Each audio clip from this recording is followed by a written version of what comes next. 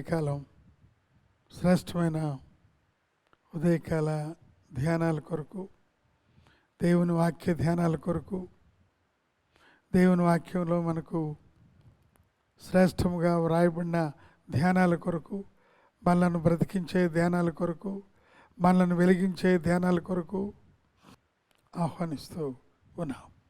Bodily resurrection అనే పేరుతో శరీర పునరుద్ధానము అనే ఒక అంశాన్ని ఈ దినాల్లో మనం చదువుకుంటూ ఉన్నాం.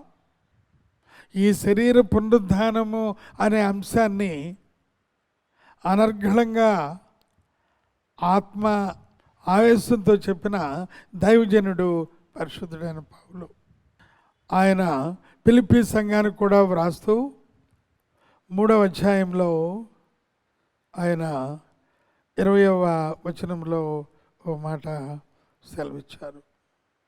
మన పౌరస్థితి పరలోకమందున్నది, అక్కడ నుండి ప్రభువైన యేసుక్రీస్తు అను రక్షకుని నిమిత్తము కనిపెట్టుకొని ఉన్నాము. మొదటగానే ఆయన పునాది వేశారు. అనగా మన పౌరస్థితి పరలోకమందు ఉన్నది, ప్రభువైన యేసుక్రీస్తు అను రక్షకుని నిమిత్తము కనిపెట్టుకొనుచు ఉన్నాం.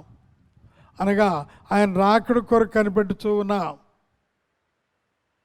ఆయన రాకడలో జరిగే మార్పుల కొరకు కనిపెట్టుచూ ఉన్నాం.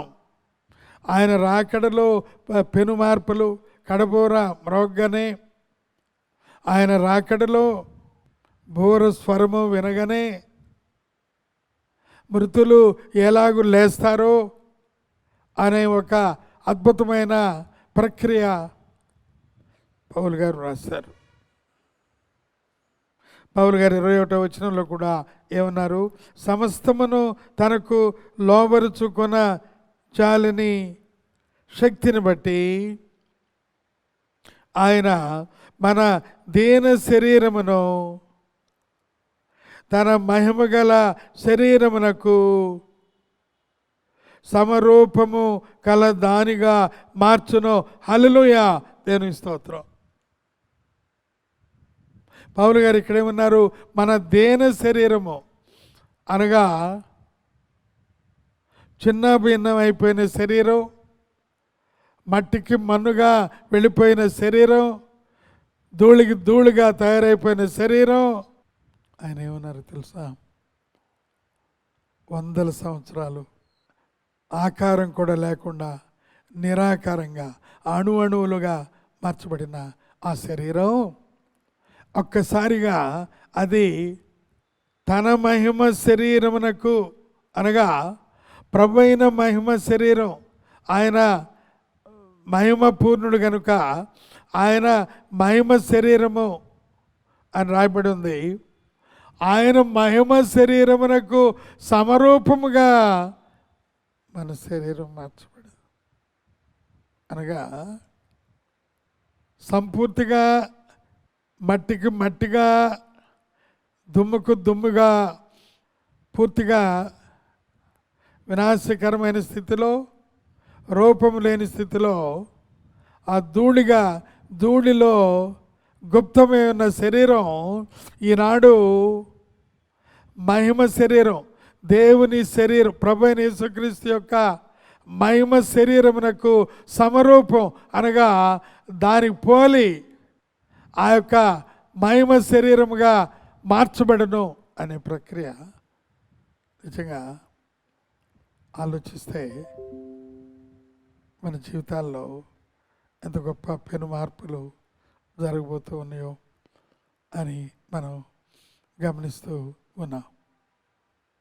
కడబోర మ్రోగ్గానే ఆ క్షణంలోనే ఇవన్నీ మార్పులు సమాధుల్లో ఎక్కడ ఉండిన దేవుని బిడ్డలు లేచి దేవుని కుమారుని సమరూపము గల శరీరముగా మార్చబడతారు అని అంటే ఇదొక గొప్ప ఆత్మీయమైన మర్మం. దాన్ని బాడీలీ రిజరెక్షన్ అని. ఆ గొప్ప కృప దేవుడు మనకిచ్చినందుకు స్తుతులు వందనాలు చెల్లిస్తూ, అనేకులు ఈ బాడీలీ రిజరెక్షన్ లేదు అనుకునేవారు ఈ ఉదయ కాలంలో మీరు ఆలోచించాలని. తప్పనిసరిగా ఒకవేళ ఆలోచించకపోతే రెండో మరణం తప్పదని, ఆ శరీరం కూడా లేపడతాయి, అగ్నిగుండంలో పడవేయబడతాయని ఒకసారి తెలుసుకోవాలని ప్రభు పేరిట ఈ మాటలు మీకు అందిస్తూ ముగిస్తూ ఉన్నాను. దేవుడు మేము బాగా దీవించి ఆస్వాదించును గాక. ఆమేన్. మహోన్నతుడు అయిన మా గొప్ప తండ్రి, నమ్మకమైన మా దేవ, మా ప్రభ, నీకు స్తోత్రాలు. బాడీలీ రిజరక్షన్, శరీర పునరుద్ధానం అనే విషయం మీరు మాకు తెలిపి ఉన్నావు కనుక మా జీవితాల్లో ఆ రకంగా మేము ఉన్నటి కొరకు సహాయం చేయమని యేసయ్య పరిశుద్ధ నామములో అడుగుచూ ఉన్నాము మా తండ్రి. ఆమేన్. త్రియేక దేవుని యొక్క ఆశీర్వాదాలు, కృప, సమృద్ధి సంపూర్తిగా మనకు కలుగును గాక. ఆమేన్.